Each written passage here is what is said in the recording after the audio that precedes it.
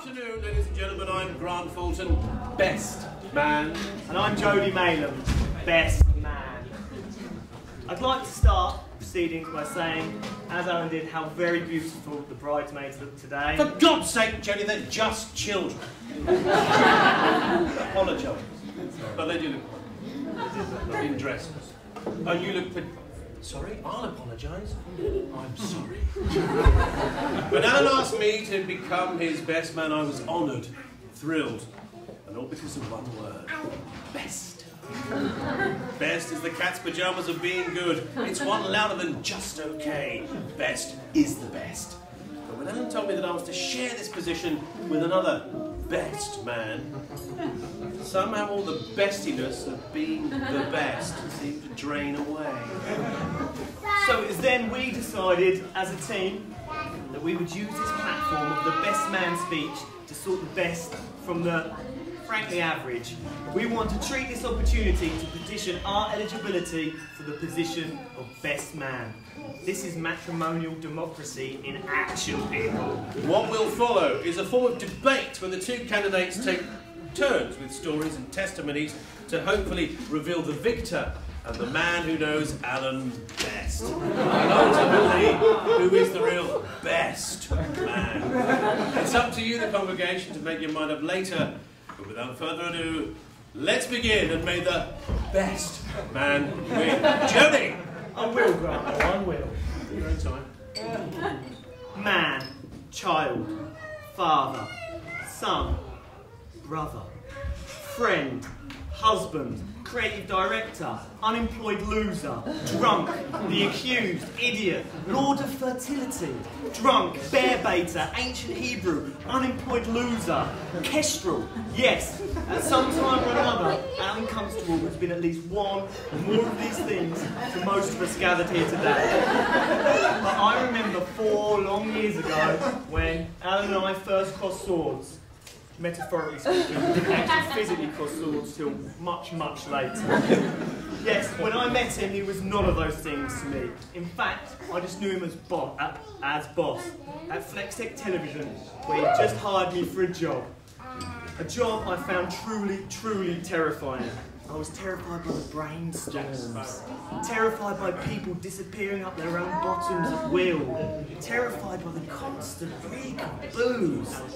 Yes, every moment I was there, it felt like there was a foul weight bearing down upon me, whispering in my ear, "You're trapped, there's no escape." A little later on, when I was alone with Alan, she'll know exactly the feeling I'm talking about, because, believe it or not, Alan was the scariest thing about FlexTech Television. At the time, I put his fear factor down to him being different to everyone else, while all sort of us other TV scumbags, like sort of Grant and I, more Grant, were jumping over each other to be the centre of attention. He'd just sit there, quietly, minding his own business, and only occasionally leave his desk to inappropriately fondle a junior member of staff. And as a junior member of staff, I knew sooner or later things coming my way. And so the day came. He took me into a windowless office, sat me down, and calmly told me in very measured terms what he expected of me, how the department worked, how the industry worked, what, his hopes for my future, yada, yada, yada. And slowly, actually, it started to dawn on me that maybe I'd been wrong about him, because sat here in front of me was an intelligent, caring, considerate man who was just trying to pass on his experience and knowledge, and have a bit of a laugh along the way. I thought to myself, this guy's not terrifying. There's nothing to be frightened of. Everything's going to be all right. And that's when he showed me his penis.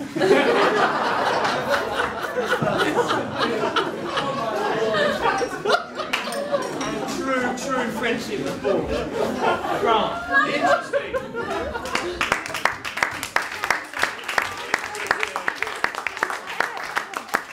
And yet simultaneously dull.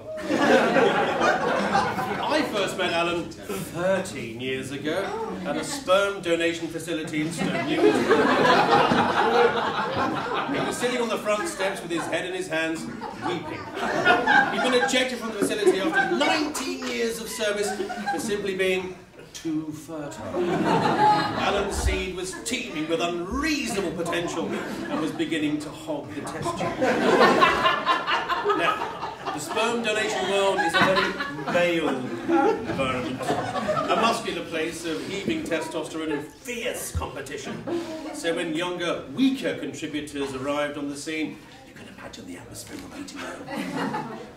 The other donors were jealous of this spunky old nag, his Herculean potency, and it was their antipathy that led the authorities to ban Alan Constable from ever contributing again. There were accusations of drug use, name-calling, and of course toilet graffiti.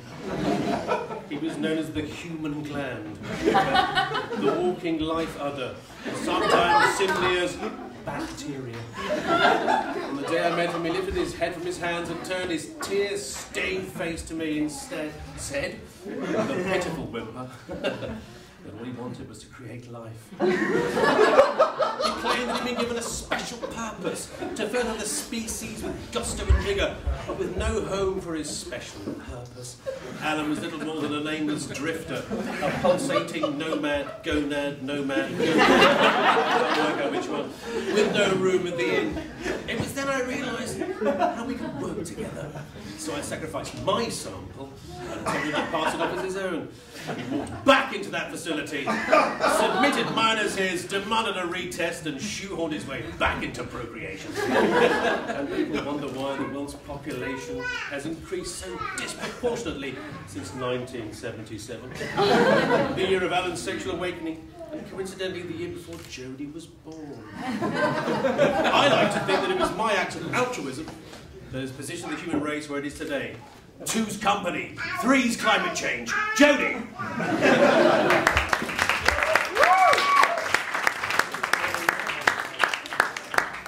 Stop clapping after a while, this goes on. So mine and Alan's friendship was really beginning to blossom. Together we did crazy stuff, like pretend to hump off his stationery. I was pretending anyway. Invent and reinvent an old gag, hours on end. We generally act like a pair of massive tits. Sweet, massive tits. Life really was good. My new colleagues, however, would look on jealously and only seemed to laugh at our hilarious banter through gritted teeth, acting almost as if we weren't actually funny in any way at all. When Alan would sneak off to drink in the toilets, they would tell me the only reason he'd employed me was because I looked quite like him, and he wanted to send a body double to meetings while he bunked off to go to the pub.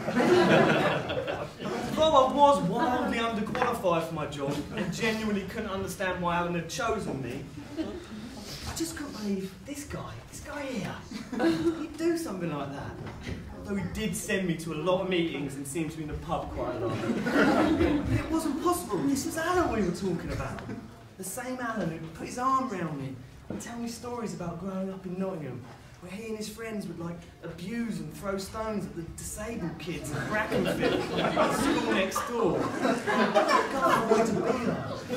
The same guy had been so wasted at Glastonbury, security had to escort him away from Kate Moss. This is true. There are some lies here, you may know this, but this is true. I accosted her in an attempt to remind them that their children had once very briefly played together. Unfortunately, he was so wasted it just sounded like